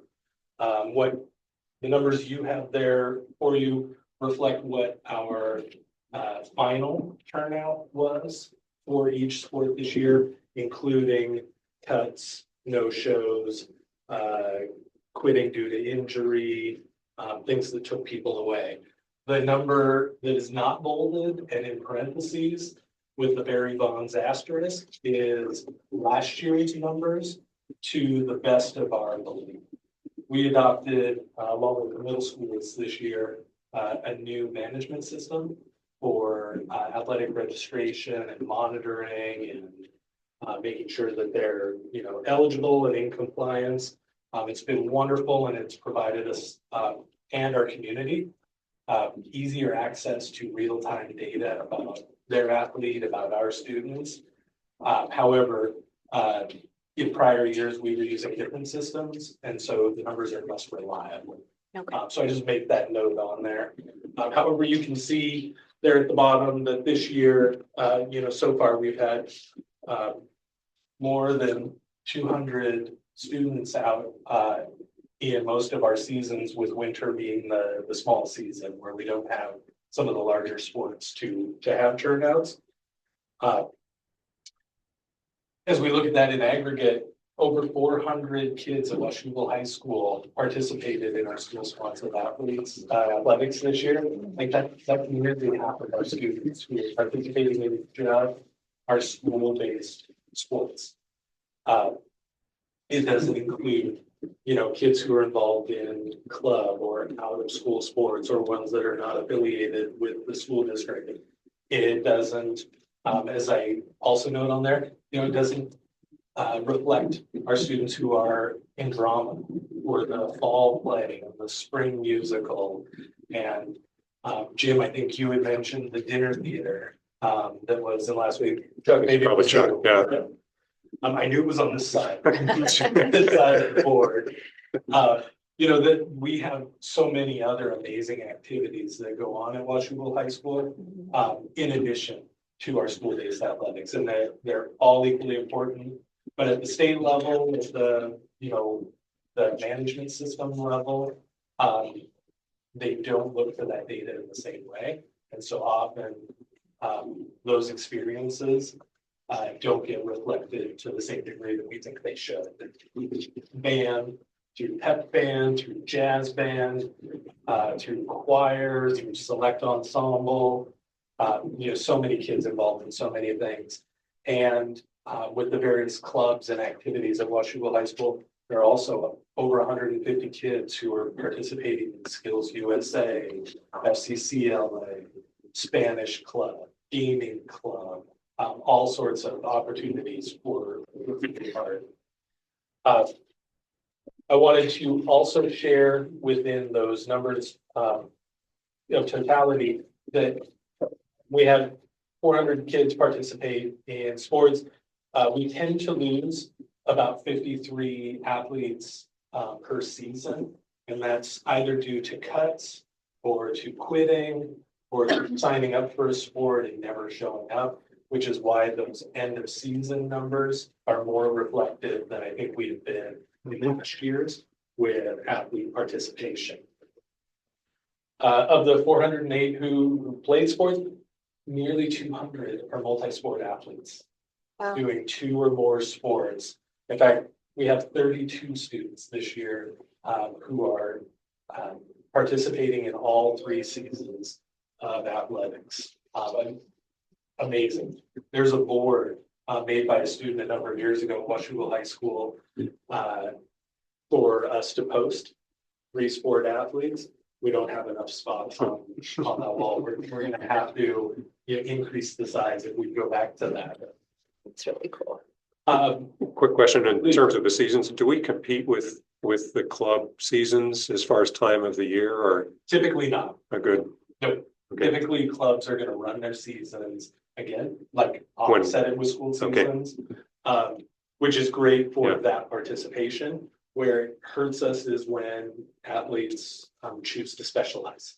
Yeah. I play volleyball for Washougal High School fall, but I don't play basketball in the winter. Right. I don't wrestle in the winter. I don't do track in the spring because I'm committed. I'm very serious about volleyball, but I'm going to play volleyball the rest of the year. We, as a high school, participate in the Greater St. Helens League. A much easier acronym than Mr. Haley has to deal with. And I wanted you all to know who that represents for us, because there's a lot of high schools in Washington. Yeah. So our league is an 8-team league, down 1 team this year with the reorganization in WIAA with the new 4-year cycle. We're still competing with R.A. Long, Hawkinson, Mark Morris, Woodland, Columbia River, Richfield, and Bay. When we look towards state qualifying, we are part of District 4. And District 4 is a combination of our Greater St. Helens League and the Evergreen Conference north of us, which covers the Centralia to Olympia area and then goes out west a little bit. With the reorganization of teams, the Evergreen Conference is down to 5, we're down to 8. That puts us in an interesting number configuration when it comes to state allocations. And so whereas previously over the last 4 years, we've had 4 seeds or 4 qualifiers that would come out of district play or state tournaments. That's now going to be 4 and 3. So in offsetting years, 1 year we'll have 4 bids, the next year we'll have 3 bids to go to state, which impacts how we can get there. The different configurations of District 4 also mean now that for most of our tournaments, not only will we be pigtailing, where our 5th place team will fight against Evergreen's 4th place team for that spot, but we're now also doing that with our 6th place team and Evergreen Conference's 3rd place team. So it gives Greater St. Helens League a great opportunity to have more representation. It's giving kids more access to potential postseason experiences and opportunities, and allows us to continue. Just kind of a naive question, but a regular season, we would play, say in volleyball, 7 games against, or 7 matches against each of these other 7 schools within our league, and that's the extent of the season, or do we also have games against? Yeah, great question. So we will, so it depends by sport. There are different caps for how many games are played for each sport. Using, volleyball as an example, so it's an 18 league, we've got 7 competitors. We're going to play each of those teams twice. So that actually is going to give us 14 of those games. I believe off the top of my head, volleyball is either 18 or 20 game season limit, which then means as teams and as athletic departments, we're looking for non-league matchups or ones that don't count towards that postseason play, but help give us more experience, competition, and variety. And are you successful in getting those out of league competitions? Actively participate in that kind of stuff? We are.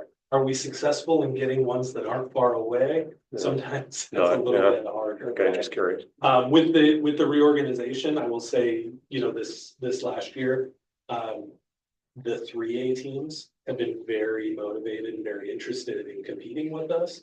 And so last year we, for football, we started off our season against Mountain View and Prairie respectively.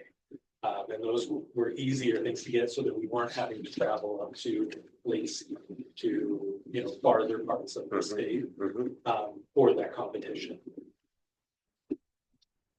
Some notable results that I wanted to be able to share with you all tonight. We got up there things that I'm going to highlight from the fall season, which is the left-hand column in golf. Our boy golfers took not only second in league, but second in District 4.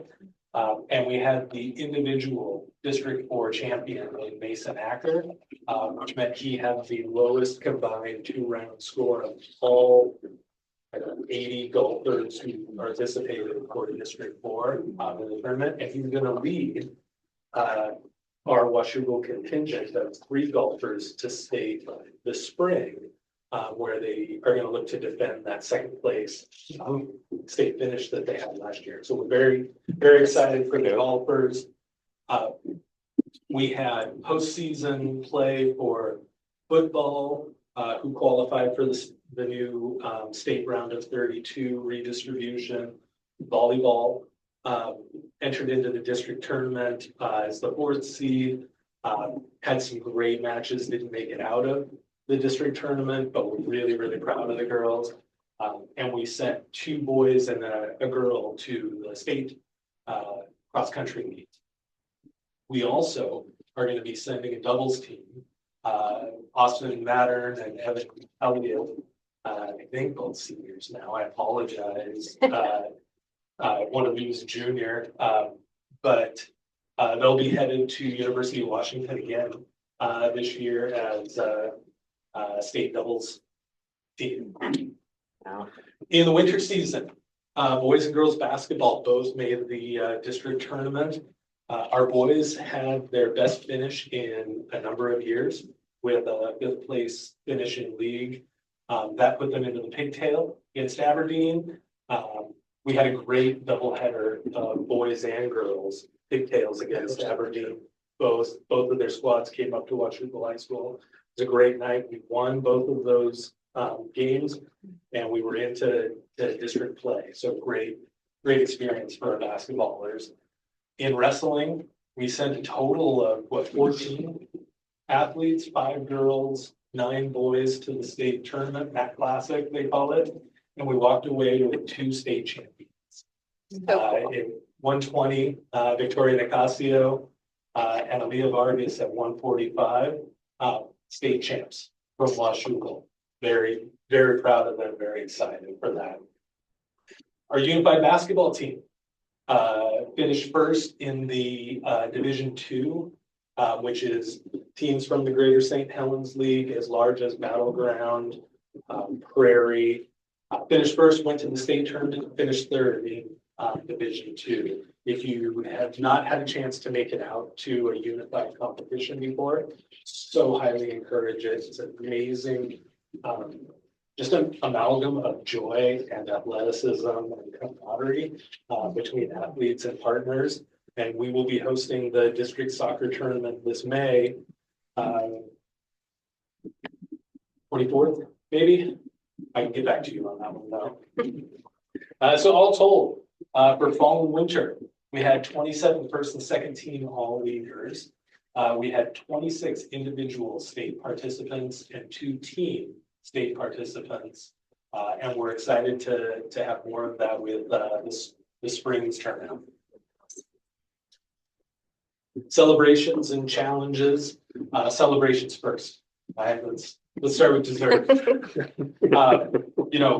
Always, first and foremost, an amazing thanks to the parent volunteers and the staff volunteers. And you talked about the staff and the parents and the wives of male, coaches or staff members and vice versa, who come out and support our athletic programs through concessions, through ticket sales, supervising, organizing senior nights, volunteering, helping out, fundraising, transporting, not in the general, but transporting sometimes their athlete back home or taking them to other special events, who are there to cheer on our kids and to support them and be positive spectators, and who come out and coach. Just an amazing thank you to all of them, because we truly can't run successful programs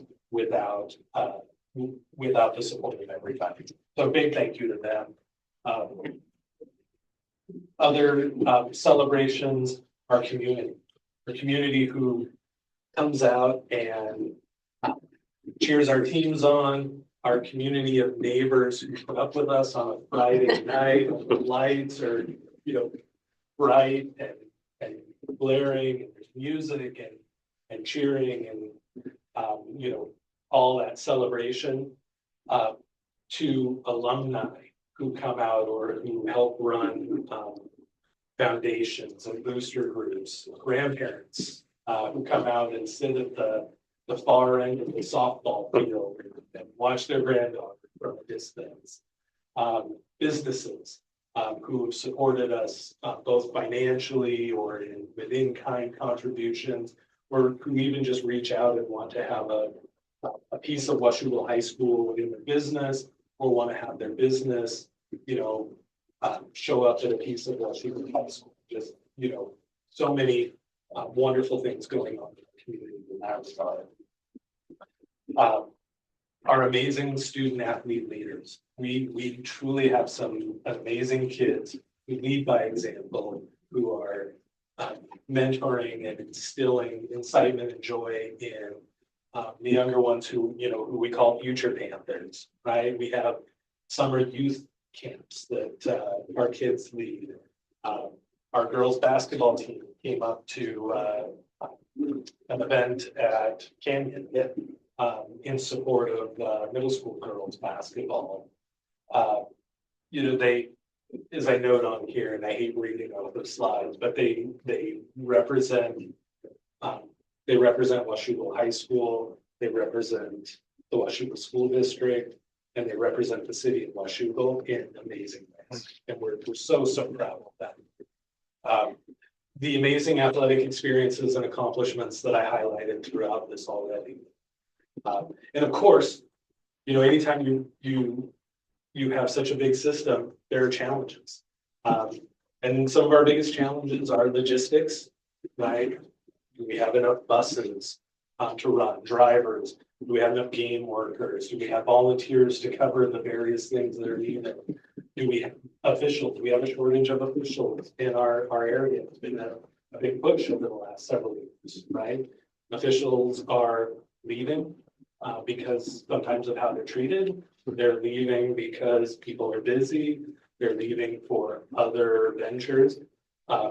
We need more officials. And so WIA has made a strong push. There's some great training systems for that. But we are successful off of this, and it's hard to get all of these things sometimes. Our fields and facility space. Washougal's done a great job of maintaining and taking care of their things, but our facilities are aging.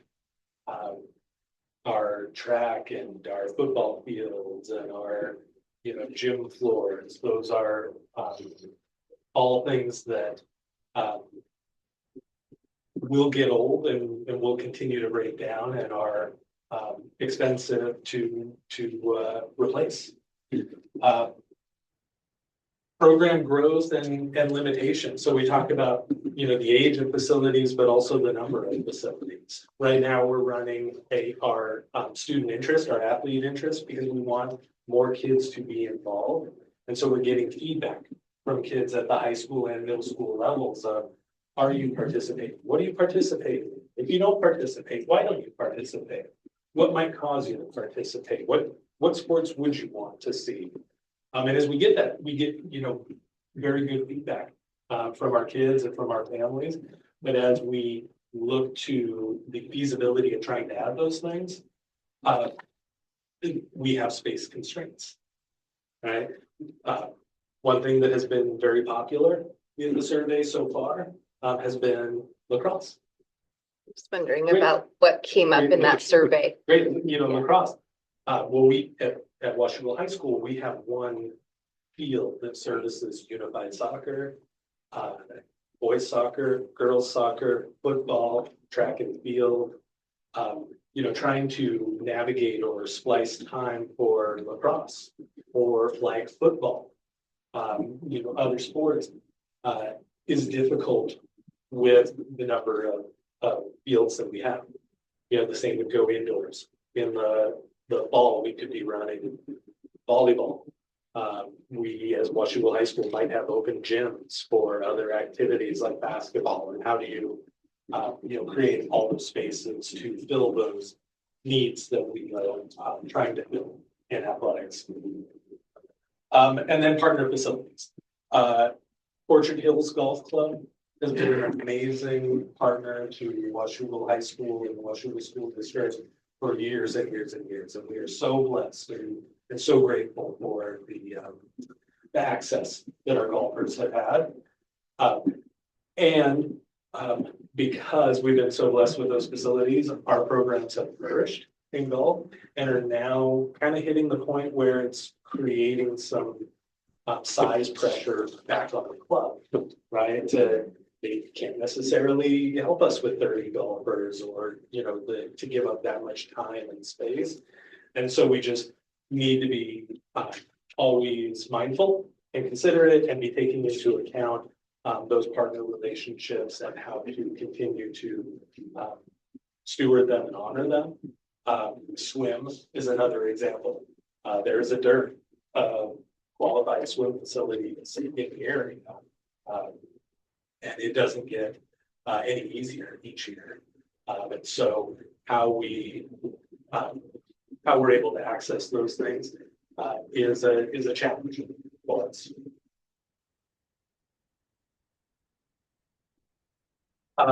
Lastly, you know, as you think about all of this and how do I try and distill this into a single piece, I wanted to share with you and talk with you very briefly about goals and purpose. And Tony Dungy, who for whatever reason, I always want to refer to him as the late great Tony Dungy, but he's still very much alive. He's just retired. He said once, the goals have a beginning and an end, but purpose doesn't. Purpose is what we live. And in school-based, education-based athletics, I want us to do a better job of identifying our goals and our purpose. Their goal is that we're gonna plan and prepare, and we're gonna play to win in everything that we do, in every challenge that we face, as individuals and as teams and as groups. But winning isn't our purpose. It's not why we do this. But why we do this is because we want to help, develop great adults. We want to develop character skills. We want for students to have a sense and to create a sense of belonging in them. And we want them to make memories and lifelong relationships. And I played sports all through high school, not because I was going to become a professional athlete, and I did not become a professional athlete. But I remember certain coaches. I remember certain teammates. And I still connect with some of those individuals. And that's what I want for each one of our kids when they leave here. It is such an important piece of why we do this, that we're not going to measure our success on wins and losses. We're going to measure our success as teams, as a program, as an athletic department, and how well we are achieving these purpose outcomes. Thank you all. I really overshot my time. No, thank you for sharing. Thanks. Yeah. And certainly want to give you all time to ask questions if there's any left. You've been very thorough. Thank you. And you asked questions throughout. I appreciate the ask for the presentation. Thank you for putting together the data. Yeah. And to finish, Brian, with the purpose. And so I think, there's something that our students look forward to every day. And for some of them, it's athletics. Others, you identified some other activities that really, that's what they are looking for every day, is that experience and those connections. And all of the events and the activities you've described are funded through our community's support for the levies, like all of it. The state does not provide funding for these types of activities that are so important. And Brian did a really good job of identifying the purpose for the work that we do. Championships are great, but yeah, they're seldom do they happen. It's those experiences and those friendships that are made and the skills that are developed. So great presentation. Thank you. Appreciate all the information that we're tracking that information, and we're seeing in some cases participation going up, in some cases participation not going up, and we are looking at why that is, and encouraging as much as possible to figure out solutions to some of those issues. So thank you so much. Yeah, thank you. Yeah. Thank you. Yes, Thanks. thanks so much. All right. I don't know if you want to stand up, move around a little bit, or just keep going where we've been sitting for. Let's Well, bust it out. Okay, Let's great. bust it Thank out. you so much. Thank Yeah, so the next item is a discussion about the board retreat, Yeah. which would be in July. Yeah. So I am interested in getting your thoughts, and probably will share with you kind of what I have developed as kind of some planning points on what do we want that time together to be about? Like what is the purpose, identifying the purpose, and how much time do we wanna, we can get into the details of like how much time, the location, find the date that works for all of us, and then figure out like what do we want to spend our time together doing and focusing on.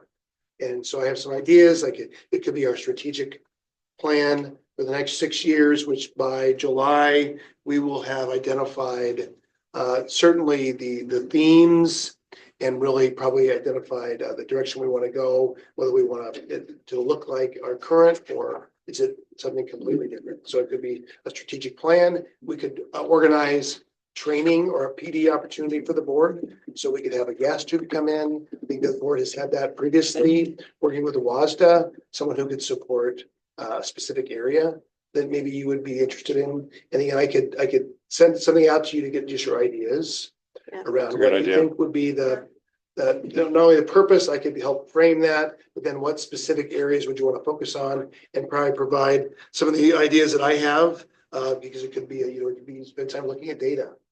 We could spend time again having WSD help us with some of the structures of our meetings. So I didn't think we would do a long discussion today, but just I thought I could send something out to you to get your feedback. And that would also be around the dates in July that would probably work best for. I think now's the time to try to find the. Okay. Yeah. So vacations are being planned and. Right. Gotcha. We may not even be able to find a date when all of us can attend at this point. So it's a good time to start on that. Okay. Well, then. And a questionnaire. I'd like some time to think about what. Great. Yeah, I have some The ideas. value would be and. Okay. Yeah. Yeah. So I'll send that out this week. Some sort of a questionnaire survey to get your ideas. And then the idea of doing something here in district and spending, I think a couple hours together. I have not been a part of a board retreat. So I don't know if it's, we spend the whole day together. We could certainly do that. If that worked for you, to your point, Jim, like making plans for that. Yeah. And for a day like that, the commitments that requires, Right. especially when maybe you have something already planned. So as I'm looking at July, and it's really probably good to stay away from the first week of July. As July 4th is on a Friday, and so people have a tendency to do have some plans unless you wanted to do something like very early, like the 1st or 2nd. Are you ruling out August? No, other than we have not ruling out August, just other than we have 2 board meetings. Start meeting again. Yeah, scheduled in August, and so that would be a third. It'd be a third event or meeting, or where we use one of the August dates for the retreat. So there is the board PD already planned for the first meeting in August. Mhm. So, Okay, that's all changeable. yeah, and that is.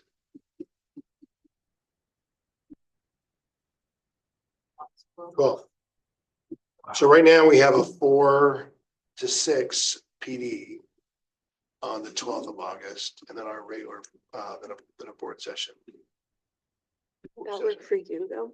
Would that work for you? It's already. Mhm. That'd be your preference? I don't have a preference. Yeah, I don't. Okay, okay. And I think too, it kind of depends on how much we have. Once we kind of all say what we're looking for, Mhm. it could be, like you said, it could be a 2-hour thing. It could be a half a day, Right. depending on what it is. I think refining the objectives. Okay. And reaching consensus somehow on what we all think we'd like to get out of it would be really valuable. The change input So too. maybe we might have to hold out on the date until we Okay. kind Yeah. of figure that out. But maybe. I can say I'm gonna be gone from July 20th till, well, what's the date? Yeah, from the 20th until the end of July. Right, okay. So already things and people So some before the 20th for you. for me Yeah, or August. okay. Yeah, I'm free the beginning of July, like until about when June is too. Okay. All right, so I'll put together Okay. a questionnaire and then I might propose some dates. Yeah. And then I'll maybe propose some lengths of time Perfect. and then, Yeah. yeah, at the next meeting, we'll discuss like kind of an update on. Yeah. Yeah. And I mean, I'd like to think about, I mean, there are things that have come up over the years I've been on the board where it would have been great to have a retreat to talk about, Yeah. Right, but I don't have them on the top of my mind right right, now. absolutely. Yeah. Okay. All right, that's good enough for me for a start.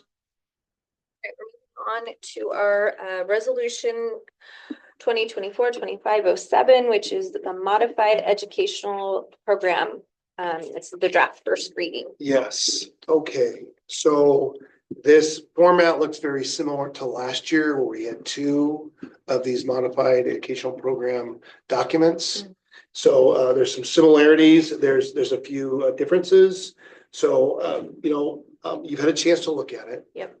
I think if you go to the fourth whereas paragraph, one thing I want to point out is at least 6%. So our board policy minimum of 6%. I included at least 6% based on conversations we've had. As far as the ending fund balance. Then going through, if you get down to the now therefore, and we start to get into by personnel groups, we've got ranges. And that's because we are in the process of determining based on groups, individual positions. So we've been working with communicating with individuals. We are going to continue to do that if they're impacted. As I had shared earlier, we believe that through attrition, we're going to realize many of these positions and the savings. Individuals will be moving around. And as a goal that's been identified to avoid impacting the classroom as much as possible, we need to make reductions in our search staff, our classified staff, and so individuals, again, may not be in the same positions, but they will be with us. And so we've just recently posted positions, and that's a part of it, based on retirements and resignations. So we posted positions, so the process has started. And so we will see, and we will update you along the way, as much as we can regarding how it's going with our labor partners and how the plan that we're processing through right now, how we think it's going to end up. So feeling pretty good right now about the communication, working with our labor partners, this document, which is necessary.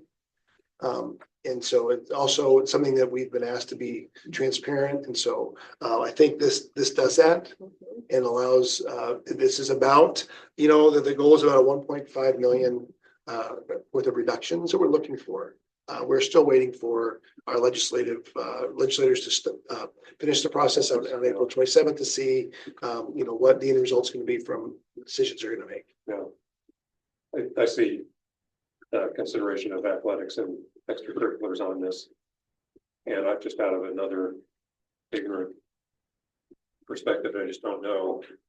Do we currently charge any? We do. And Yeah, so we charge a fee, and there's what Brian mentioned, multiple athletes who participate in multiple sports usually. And off the top of my head, it's on our website, or maybe you can help with that. Is it that each sport 75? 75 per seat. Okay. Thank you. And do we buy uniforms and stuff, or do the individual students and their families buy uniforms? They don't buy uniforms, so uniforms would be purchased through the school, either through fundraising efforts by the team, but all as part of the school is. Okay. Yeah. And So through those participation fees and then gate. Right. So for example, middle school, we aren't currently charging a gate, but if we started to do that, which teams in our league do that. Really, There would be a benefit to that, help mitigate the cost of referees all right. and other expenses. So that is something we'll be presenting to you this spring, that we'd like to do that. Now, It'd be nice. it is challenging with some sports because of our venues. And Right, how do you do that to get them to come through the gate? yeah, So we're in the process of like discussing that. We'd like that, I'll be presenting that to you later this spring, but we do have a participation fee. it might be valuable if you're gonna propose cutting sports to see a spreadsheet or a balance sheet of how much a given sport costs, Yeah. how much it brings in. Yeah.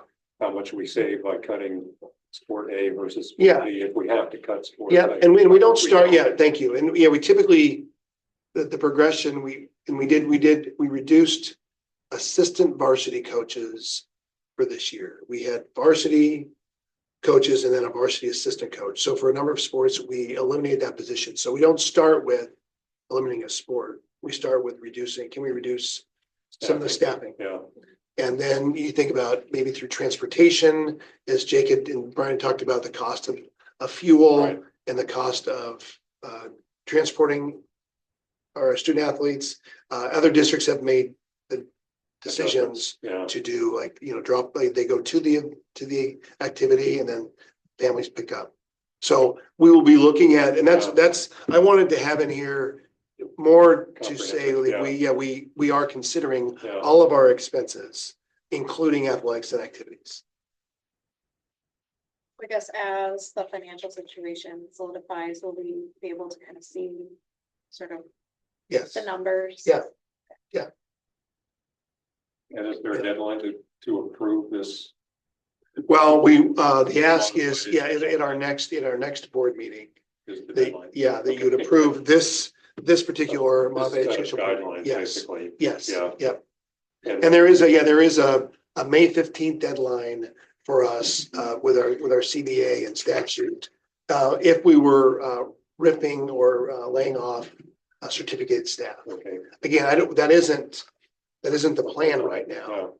yeah, Just Like, making. yeah, and it's another reason to have ranges is because there are things that are out of our control. Right. And we, again, there's things happening right now where we don't know what the impact's gonna be on the cost of items that we need. And we're bargaining with all of our labor partners this spring. So those are other things that are happening that we need to consider. Okay. Okay, anything else on that one? Anybody? Okay, we're on to our executive responsibility 8, the financial administration. Yes. So as we have done with other ERs, really, Shalice is here if you have any questions based on executive responsibility 8, financial administration. And so she's here to ask questions or answer I questions. that feel you like may I have. need to ask you a question because you've been here this entire time for the whole meeting. I don't have any questions. oh, I don't have any questions, but I have a comment. Yeah. Thank you for doing a great job. Thanks. Happy to have you. I know. Hey, let you Oh, go. that was worth it. Yeah, use 2 fingers. I have a question. On number 2, maintain and protect the minimum maintenance of funds balance in an amount. Does that mean during the year that we always have at least 6%, or does that mean we end up the year with 6%? The fund balance policy, I believe, is ending the year at that percent. Yeah. Okay, But you are trying to maintain it throughout the year so that you can end the year at that. sure, but there's times during the year when you cannot maintain it Yeah. at 6%. But that's reflected in that days of cash on hand or whatever number in the Yeah. financial score. Yeah, and we heard today on a call with State Superintendent Reichdahl about apportionment and when that, can you give a little bit of Yeah. detail on that? The enforcement, they come out with their pretty much trend of how we're getting the money. So we get 12% one month, 6% another month, and so on. It fluctuates every year. Part of their idea to eliminate their deficit is to change the percentage of when we get our money, because then they're moving that expense into a different year for the state. Where's So 1 year? the Yeah. current plan is to get more of our funding at the end of the year instead of at the beginning of the year, which helps the state's budget. But as we see, our dip is in the middle of the year. So it's not beneficial for the districts because you mainly need the money during the school year, not at the end of the year Right. when the students are gone. So we will be tracking that. Yeah. And as in the next board meeting, Shalice will give you an update on March. Yeah. And the graphics that she shows, so yeah, you know, so that is something that is concerning. And Yeah. we will be, and Shalice was aware of it, that this was the first time I had heard that's a possibility, and so we will be tracking that. But really, Making sure we have that fund balance for the dip, right, possibly be a larger dip yeah. because of when we get our money. The state acknowledges that that is a 1 year solution. Can't do that year after year. Maybe not. But for the state, it's a solution for their This budget year. because their fiscal year is different than ours. Right. So it moves the money for them to a different year. I would hope they would when they're dinging like schools or, you know, all those, the Or poor score, yeah. metrics, that they Yeah. take that into consideration. You would Yeah. think, but yeah. That's worth a lobbying effort. Because, yeah, I mean, that will require it for every district. They're gonna have a deeper Yes, dip. Exactly. And I still hope we're able to not have to borrow Peter to pay Paul. Right. Paul being all of our staff. yes. So anyway, And this is something that could happen every year? Yeah, it's in their current budget and then the year down the line, they could decide to switch up the percentages again. And do they give notice? At all? We normally know by the time they're done with their legislative session. Okay. How we're getting our state apportionment Okay, by the percentages. This is the first time, it's normally a little bit different every Right. year, but this is the first time it is within their plan to just move a lot of the money. To the board. and it's a 2 year budget that they approve. That's I believe it's just a year. okay. 2 year. That's it, yeah. The legislature doesn't. Yeah. They just 2 meet year every budget. year. Might Yeah. change. Yeah. Okay. And we'll know more. We have another meeting with the state superintendent, a webinar soon in a month. So we, you know, as we get, clearly we'll know at the next one, what's gonna happen. Can I ask whether the state superintendent's office is feeling optimistic about money for the next year or two? I don't know if I'd say optimistic. Yeah. I think the amount of the budget that's for education, it looks like it's gonna be a similar like percentage of the budget, the state's budget. And as we talked about, like TK, that's helpful. Right, Special education looks promising. right. I think it's in the other categories and we're not sure. And because there's right now, there's, 2 different budgets and so I'm not exactly sure Right. that is, the next 3 weeks, we will learn a lot more. yeah. And so that I think in some cases optimistic, but others not so much. And again, what was mentioned today was like, what's going to be the impact, as we talked this morning, what's going to be the impact of the current decisions that are happening on a global level, Right. and how's that going to impact us and our purchases and items reported to us. It's kind of over the Yeah, air. okay. So we are on to the next executive responsibility, number 9. Yep, our And facility. so Les is gonna remain over there in that spot. And so I just similarly, if you have any questions about executive responsibility number 9, please, this is your chance. I did have a question on that facilities plan. I Yeah. know I keep bringing that up. Yeah, But are we planning to update that? we are. Yes, we are. We were just discussing it. And so I'm in the process of taking our current one, updating our current enrollment. What it's not going to have is it's not going to have, because the last time we did this, we worked with a demographer. And we're not gonna use that data. I'm in the process of determining what data would we use to help with our forecasting our enrollment the next 6 years. Les and I were just discussing, and one of the things that's come up is our classroom. So defining what's a teaching space, what's a classroom. So we want to make sure that we add to this document that definition, and then how are we determining that information so it's more, I guess, consistent throughout the building. So that's where we're at. So we're in the editing phase right now, and then once we have it up to date, then we'll discuss. I think that the next part of it would be that the important information on improvements that we're looking for. Yeah. And where the funding's going to come for those projected improvements. Okay. So we'll work on it. Anybody have questions? No? Okay. All right, we are on to policy 1250. It's our students on governing boards. This is our Yes. first. I'm excited about. So Sadie, you and I have talked about this Yes. for a while, and I'm excited. Thank Corey you. has been so helpful with putting together all of our policies, new policies, revisions so we get it from WSD, and you look at this specifically, and the edit that I was discussing earlier was, so this the at least 2 students, so that number, and again, this is clearly up to the school district, and it varies from district to district when I've looked at different policies, examples.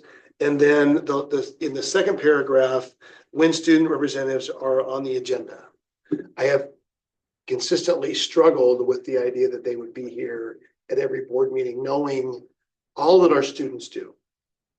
And many of our students, if they're not doing a sport, and sometimes when they're doing a sport, they're also working.